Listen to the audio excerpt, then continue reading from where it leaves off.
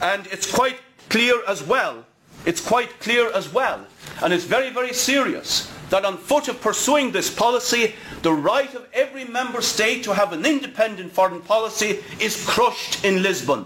It's in black and white that every embassy, every foreign mission must support the European Union policy. So if a state fundamentally disagrees with an action that is taking place, it may not criticise it publicly. And with regard to permanent enhanced cooperation, what it does is mandate the more powerful states to form in reality a military alliance, I would say to Tom, within the structures of the European Union.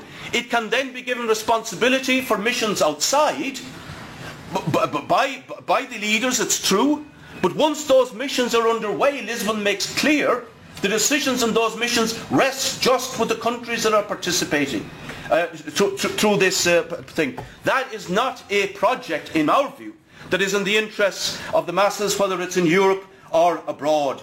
The second critical plank that we have opposed this is in relation to what it proposes within the common commercial policy of the Lisbon Treaty and the future implications for our public services, where quite clearly Lisbon proposes a change in the rules in how public services are regarded within the European Union and how they are dealt with. Now, of course, the European Union, as I said, is a giant market. The European Round Table of Industrialists, which brings together all these powerful multinational corporations, have a huge impact in policy. They tell us, Rory will repeat it, as will other people, that this is about the creation of a social market. A social market is a contradiction in terms and is a myth. What is social about? Maximising the profits of huge corporations and private interests at the expenses of ordinary people. What was social in the last 10 years about the Irish housing market, where a cabal of powerful developers were enabled to profiteer outrageously and obscenely on the backs of tens of thousands of young working people, shackling them to mortgages, not 20 years like their parents, but 35 and 40-year mortgages. For what? Just to make the most obscene level of profits imaginable, which they walked away with. Any time I stood up in Dáil Éireann and lambasted that. What were we told? There's nothing we can do about it. It's the market. So is that what we mean by a social market? What is social about the rip-off in the shops, the big conglomerates that have come to light in the last week or two, where they are blindly ripping off the Irish people? What is social about Musgraves Cold Stores in Clondalkin that has 100 workers permanently employed on €19 an hour, but has 80 agency staff on €10 an hour, not doing the same work, but doing 30% more work by their contracts than the permanent workers? That is a major participant in the market. What is social about that? Naked exploitation. That is what it is. And the market is about extending the profit-seeking opportunities of the market and these major companies. That is the reality of the situation. All the governments of Europe stand behind this. Not just the Christian Democrats, but the Social Democrats as well, and the Labour parties of Europe stand behind this policy. They have bought into the market. And by the way, that has nothing got to do with they call themselves socialists, the Socialist International or whatever. That has nothing got to do with socialism.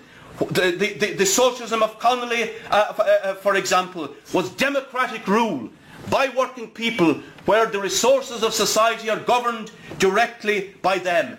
Not an appeal to William Martin Murphy types to have a bleeding heart and to please not to be too greedy. Now we have coalition governments in history of this state have applied that market economy. In this Lisbon Treaty, it's no coincidence that we have a grand coalition, Fianna Fáil, Fine Gael, the PD and the Labour Party, because really they do all feel the same, or they've shared the same philosophy with regard to the market. Now the Lisbon Treaty facilitates this further. It wants to open up more public services to private corporations to move in as of right. That is what the Common Commercial Policy is about, and it's provided for in the provisions that will govern trade deals with the World Trade Organization, the WTO, in the future.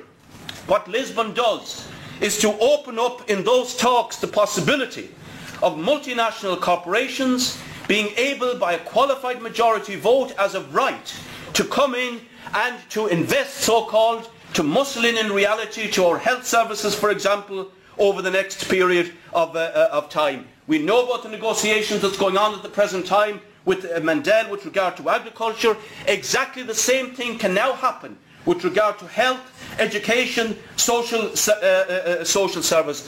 Up until now, every country had a veto against that. If such a proposal came down the line that was obnoxious from the point of view of forcing something on the state, any government can say, no way. Lisbon changes that. And I want Rory in particular perhaps will respond to this point, because some of his fellow party people and so on have been denying that the veto is removed. But it's very, very clear in 188C that voting moves to qualified majority voting with two exceptions. And that is, in the main exception I gave, where a veto remains, is in the field of trade and social, education and health services, where these agreements risk seriously disturbing the national organisation of such services and prejudicing the responsibility of member states to deliver them. In that exception, a veto remains. But what does that exception mean? That is an exception, and no Irish government, for example, that might want to protest against being included involuntarily in a deal can say that allowing private interests into its health service will jeopardise them, since our own government is giving hand-over foot contracts not just to private corporations but to fraudsters, as a matter of fact, corporations who have been convicted in the United States of the most serious fraud. Now, yesterday in the Referendum Commission there was extraordinary. There was a clarification on this. And the eminent judge, Iarla O'Neill, now admittedly he got his wig in a twist in a little bit about one or two details you might have seen. But in regard to this, and I have nothing against the fact that this eminent judge sent myself and my colleague Claire Daly to Mountjoy Jail for a month. I bear him no malice, believe me. But he says, and he stands by our position, but what he said was misrepresented in most of the media today to say the WTO veto stays.